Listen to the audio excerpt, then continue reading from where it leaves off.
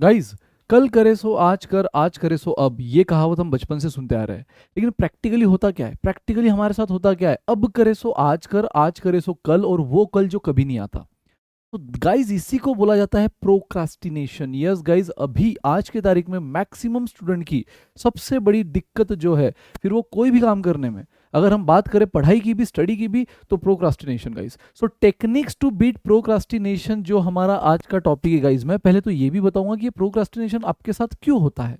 ऐसी क्या वजह है जिसकी वजह से आपको लगता है कि यार छोड़ना अभी नहीं, बाद में करते, छोड़ना अभी नहीं, बाद में करते।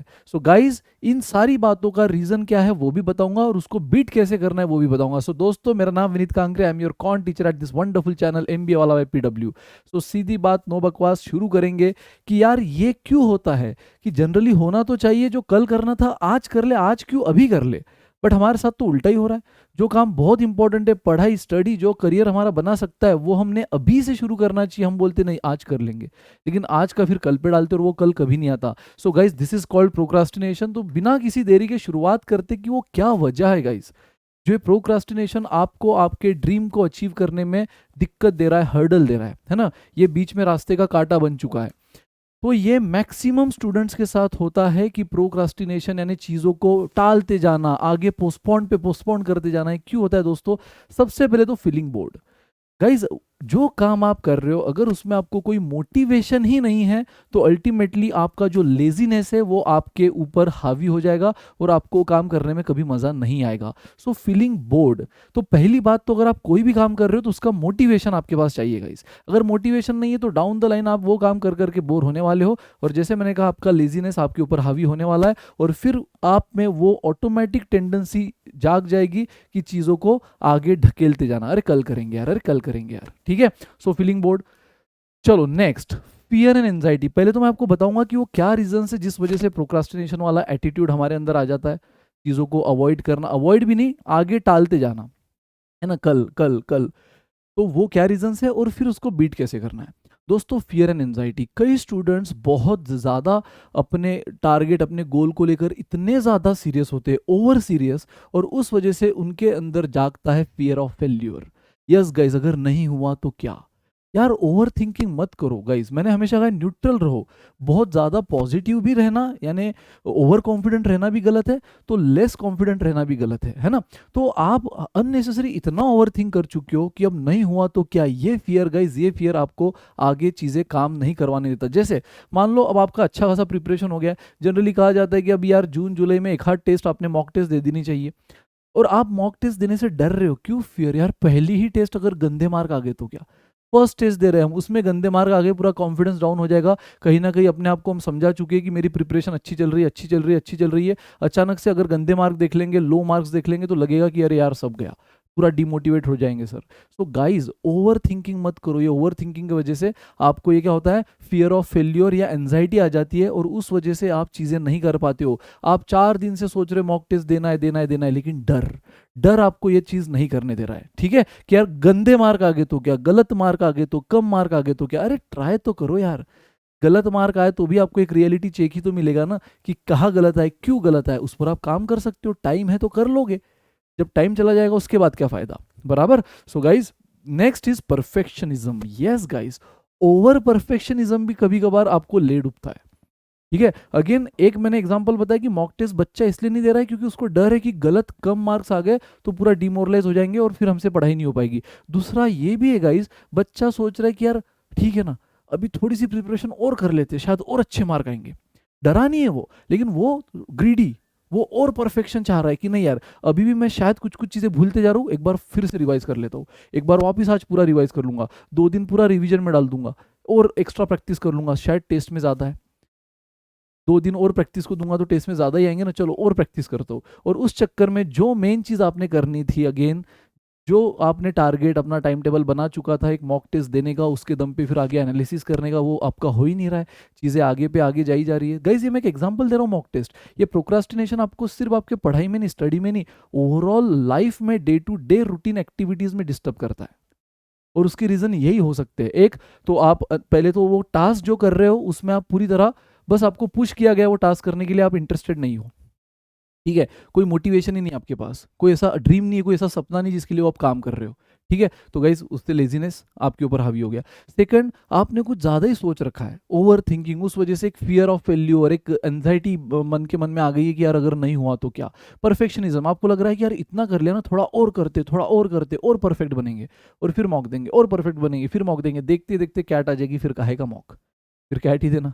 ठीक है, सो गाइज ये भी एक चीज़ है जो हमें बस अपने जो चीज़ काम हमने उसी मोमेंट पे करना चाहिए, उससे हमें आगे लेकर जाती है कि नहीं यार थोड़ा रुक जा, थोड़ा रुक जा, perfectionism. And guys next and the last and आज की तारीख में जो सबसे ज़्यादा सुटेबल है, डिस्ट्रैक्शन।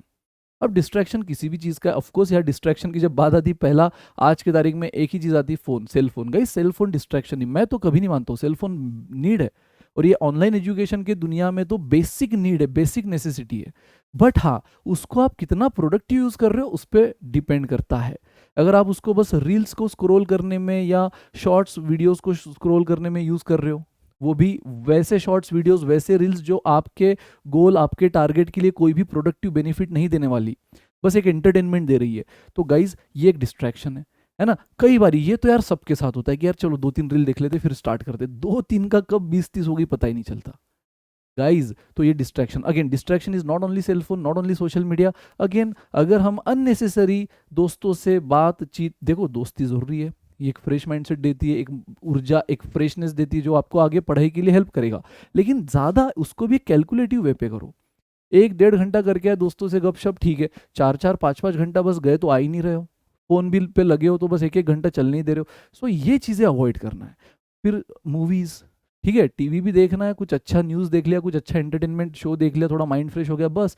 ऐसा नहीं कि बस देखते जाना है। तो डिस्ट्रैक्शन कई टाइप के हो सकते हैं, तो उसमें से कोई गंदी आदतें, ठीक है, वो भी एक डिस्ट्रैक्शन है, उससे भी आपको बचना है। अगर आप उतना बड़ा सपना देख रहे हो तो इन चीज़ों का सेक्रीफाइस आपको करना होगा। तो गाइज ये है वो चीज़ें जो आपके अंदर एक प्रोक्रास्टिनेशन वाला एटीट्यूड डेवलप करती है, और उस वजह से फिर वो डर हो हारने का, वो ओवर परफेक्शन लाने का, या बोरिंग फीलिंग, लेजी टाइप का फीलिंग हो, या फिर डिस्ट्रैक्शंस जो है आपके इर्द गिर्द, ये इनमें से कुछ भी हो सकता है। बट यही वो चीज़ है जो फिर आपको बोलती है कि छोड़ना, अभी नहीं, थोड़ी देर से करते हैं, बाद में, आज नहीं, कल, कल नहीं, परसों। गाइज ये चीज़ फिर ले डूबेगी। अब बात करते, ये तो हो गए वो रीजंस जिसकी वजह से प्रोक्रास्टिनेशन आ रहा है लाइफ में, बट उसको हटाना भी है ना। अगर कुछ करना है तो इसको हटाना होगा। तो दोस्तों उसको हटाने की सिंपल सी 5 टेक्निक्स आपको बताऊंगा, ठीक है, बढ़िया प्रैक्टिकल टेक्निक, कोई बोल बच्चन नहीं, प्रैक्टिकल टेक्निक समझो, इंप्लीमेंट करने की कोशिश करो, तो डेफिनेटली आपको इसका बेनिफिट होगा। सबसे पहले तो guys Parkinson's law. Yes guys, Parkinson's law क्या बोलता है कि अगर आपको कोई चीज करना है ना, आपने बस ठान लिया इसको करना है, नहीं, सिर्फ करना नहीं, उसको एक डेडलाइन के साथ डिसाइड कर दो कि मुझे कब तक करना है। ठीक है, पार्किंसंस लॉ बोलता है कि आपने बस करना है नहीं बोलना है, आपने बोलना है कि ये एक्टिविटी मुझे कब तक करके दिखाना है। ठीक है, फिर भले ही वो एक सिंगल छोटा सा कोई चैप्टर हो किसी सब्जेक्ट का, जैसे कि कॉन्ट का, अगर आपने बोल दिया कि चलो यार अब बहुत हो गया, अब अरिथमेटिक पढ़ लिया, अब अलजेब्रा शुरू करते हैं, लेकिन होता है किसी किसी का पता नहीं, वो अलजेब्रा जाने का मन ही नहीं करता, अरिथमेटिक में लगे पड़े लगे पड़े लगे पड़े, मजा आ रहा है, इंटरेस्ट आ रहा है, ईजी लग रहा है, ठीक है। बट गाइज आपने अगर सिर्फ अलजेब्रा करने का था ना, नहीं होगा। अगर आप बोलोगे कि हाँ आज की तारीख इतनी है, इतने तारीख तक मुझे अपना अलजेब्रा कंप्लीट करना है, अगर आप डेडलाइन के साथ करोगे तो हो जाएगा। तो डेडलाइन के साथ आपको अपनी सारी चीज़ें करनी है दोस्तों, ठीक है। जो भी छोटी से बड़ी जो भी चीज़ आप सोच रहे हो और जिसकी वजह से आपको ये प्रोक्रास्टिनेशन वाला फीलिंग आ रहा है, अब नहीं, बाद में, कल, आज करना था नहीं, आज नहीं, अब कल करेंगे, ये वाली जब भी आपके मन ही मन ये चीज़ें डेवलप हो रही है ना, तो आपने उन चीज़ों पे तुरंत एक डेडलाइन दे देनी है, और फिर अपने आप से प्रॉमिस करना है कि यस इस डेडलाइन तक मुझे ये करके दिखाना है, ठीक है। इतना तो मेरे में कैपेबिलिटी कि मैं ये इस डेडलाइन तक करके दिखाऊंगा। Second guys, break down work into small task. Guys ये बहुत प्रैक्टिकल मेथड है, बहुत प्रैक्टिकल मेथड है। इनफैक्ट मैं भी जब स्टूडेंट लाइफ में था ना, मैं इसको बहुत यूज करता था। हालांकि ये एक टिप है प्रोक्रास्टिनेशन को हटाने की, ये एक टेक्निक है प्रोक्रास्टिनेशन को हटाने की, ये मैं आज उसको रिलेट कर पा रहा हूँ, लेकिन तब तो पता नहीं, एक अंदर से ही लगा था कि यार इसको अगर ऐसे करे जाए तो अच्छा लग रहा है, तो मैं इसको करते गया करते गया। क्या करना है, जो आपका बड़ा सा टास्क होता है ना, उसको छोटे छोटे छोटे टास्क में कन्वर्ट करो, उसको छोटे छोटे टास्क में तोड़ो। जैसे अगर आपने टारगेट बनाया कि रोज मुझे कॉन्ट के 50 क्वेश्चन प्रैक्टिस करना है, इस 50 क्वेश्चन बहुत बड़े लगते सुनने में, है ना, किसी किसी को नहीं लगते होंगे जिसको कॉन्ट और मैथ्स में इंटरेस्ट आता है, बट किसी-किसी को काफ़ी, अरे यार 50 क्वेश्चन, पहले तो कौन से डर लगता है 50 कब होगा? उस 50 को जब आप देखते हो ना तो बहुत ज़्यादा लगता है, उसको तोड़ो। उसको बोलो कि हाँ, मैं एक 10 से 12 में 10 क्वेश्चन करूँगा, है ना? फिर थोड़ा ब्रेक लूँगा, या 10 से 11 में 5 क्वेश्चन करूँगा, थोड़ा ब्रेक लूँगा, और फिर 5 क्वेश्चन करूँगा, ब्रेक लूँगा। जब आप उसको तोड़ते हो ना, तब आपको फिर वो टास्क बहुत बड़ा नहीं लगता। इनफैक्ट पता है, ये जो सोशल मीडिया पे जो इन्फ्लुएंसर्स होते हैं, जो वीडियो बनाते हैं, है ना? यूट्यूब पर, देन इंस्टा पर, जब लॉन्ग वीडियोज़ बनाने का टास्क आता है ना दोस्तों, जब लॉन्ग वीडियो, तब लगता है कि यार इतना लंबा वीडियो, 1.5 और 2 घंटे का वीडियो कैसे बनाएँगे? ठीक है? इतना लंबा वीडियो, तो वो क्या करते हैं, छोटे-छोटे पार्ट्स में बनाते, बाद में मर्ज करके डालते। छोटे-छोटे पार्ट्स में बनाते, बनाते, बनाते, कब यार वो एक बड़ा-सा बढ़िया वीडियो बन जाता है, you never know. In fact movies देख लो यार, जो थिएटर में आप मूवी देखने जा रहे हो, वो तो बच्चा-बच्चा जानता है क्या वो वन टेक में हुई है? नहीं, उसको हर छोटे-छोटे पार्ट में बनाया गया है, बाद में उसको मर्ज करके बढ़िया से आपके सामने प्रेज़ेंट किया गया है। तो दोस्तों, जब आप ये बहुत प्रैक्टिकली यूज़फुल टेक्निक है कि जब कोई भी काम आप उस वजह से नहीं कर रहे हो क्योंकि आपको लग रहा है बहुत बड़ा है, ठीक है? रीज़न क्या है कि यार इतना बड़ा काम है, इतना बड़ा वीडियो बनाना है, यार इतनी पढ़ाई करनी है, इतने क्वेश्चंस करने हैं। जब आपको कोई भी काम उस वजह से करने का मन नहीं हो रहा है कि यार ये बहुत बड़ा है, तो खत्म। उसको आप टास्क, छोटे-छोटे टास्क में तोड़ो। लेकिन ऐसे टास्क में तोड़ो, उन टास्क की भी ऐसी डेडलाइन, गाइज़ ये तो डेडलाइन आपका थ्रू आउट द प्रोसेस काम आएगा। अगर बड़ा सा टास्क है, उसको आपने बोल दिया कि ये टास्क मुझे 8 दिन में करना है। अब ये बड़ा सा टास्क देखने में इतना बड़ा लग रहा है कि पहले डर लग रहा है करने के लिए, या मन नहीं हो रहा है कि यार कब खत्म होगा, है ना? तो गाइज़ सिंपल उसको छोटे-छोटे टास्क में तोड़ो, और हर उन छोटे टास्क को भी एक डेडलाइन दो, ठीक है? हर उन छोटे टास्क के लिए भी पार्किंसन लॉ यूज़ करो। तो जब वो बड़ा सा टास्क छोटे-छोटे में कन्वर्ट हो जाएगा ना, तो करने में भी मज़ा आएगा और लगेगा भी कि अचीवेबल है। जब हो जाता है ना, कोई-कोई बहुत ज़्यादा बड़ा सपना देख लेते हैं, तो यार कब होगा ये अचीव? अब ये तो सपना सपना ही रह गया। लेकिन जब उसको पार्ट वाइज़ थोड़ा-थोड़ा अचीव करते-करते वहाँ तक जाते हो ना, थोड़ा-थोड़ा, थोड़ा-थोड़ा, स्टेप बाय स्टेप, तो लगता है हाँ, अब हो जाएगा। ठीक है? अब हो जाएगा। So yes guys, break down work into small task. Now third, stay away from distraction. अब ये तो बोलने की ज़रूरत नहीं है, स्टे अवे फ्रॉम डिस्ट्रैक्शन। अब आप बोलोगे सर कैसे? जैसे कोई मानता होगा कि सर मोबाइल, अभी रील और शॉर्ट्स जो आपने बोले तो मोबाइल में होता है ना, उससे हम दूर कैसे रहे? गाइज़, तो at least try to minimise it. जैसे मैंने बोला, सेल फ़ोन पूरी तरह डिस्ट्रैक्शन नहीं है गाइज़। बहुत प्रोडक्टिव चीज़ें आज की तारीख में तो आप उससे कर सकते हो। लेकिन प्रोडक्टिव ही करो एटलीस्ट उस मोमेंट पे जब आपने एक डेडलाइन डिसाइड किया है कुछ काम करने के लिए। तो उस डेडलाइन में उसी काम को ध्यान दिया जाए, बाकी डिस्ट्रैक्शन से दूर रहे, कम से कम उसको मिनिमाइज़ करे। फिर जैसे मैं हमेशा बोलता हूँ कि आपको डिस्टर्ब कौन कर रहा है? वो आपके फ्रेंड्स के जो अचानक से पॉपअप्स, नोटिफिकेशन आ जाता है कि भाई इसका मैसेज आया व्हाट्सएप पे, इसका एक रील आया है, इसका एक बंदा लाइव आया है जिसको आप फॉलो कर रहे हो। तो यार नोटिफिकेशन ही ऑफ कर दो ना। मतलब जब आप पढ़ रहे हो किसी मतलब मान लो वीडियो देख रहे हो किसी एक एकेडमिक, है ना, किसी टॉपिक से रिलेटेड, और आपका पूरा फोकस उसी टॉपिक पे होना चाहिए क्योंकि वही आपको आगे क्रैक करवाने वाला है कैट को, और बीच में अचानक से जो पॉपअप्स आते हैं, नोटिफिकेशन आती है, वो आपको डिस्ट्रैक्ट कर रही है। नोटिफिकेशन ऑफ कर दो, एक बटन पे हो जाएगा। ठीक है? दोस्तों को बोल दो भाई मेरे को इतने से इतने कॉल मत कर, है अपनी दोस्ती रहेगी आखिरी तक, लेकिन हाँ, इतने ये टाइम पे मेरे को कॉल मत कर। ठीक है? ये टाइम मेरा पढ़ाई का, क्योंकि आपने डेडलाइन तो डिसाइड कर दी है ना, प्लानर तो बना लिया है ना, तो उस मोमेंट पे दोस्तों को बोल दो, वो भी समझेंगे। ठीक है? इनफैक्ट वो भी शायद आपकी वजह से सही रास्ते पे आ जाए।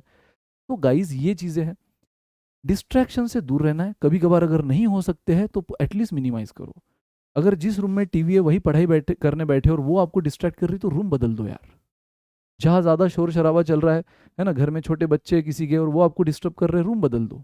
ठीक है? जगह बदल दो, लाइब्रेरी ज्वाइन करो। So stay away from distraction. Nice guys, next is what, build a professional mindset. बहुत इंपॉर्टेंट यार।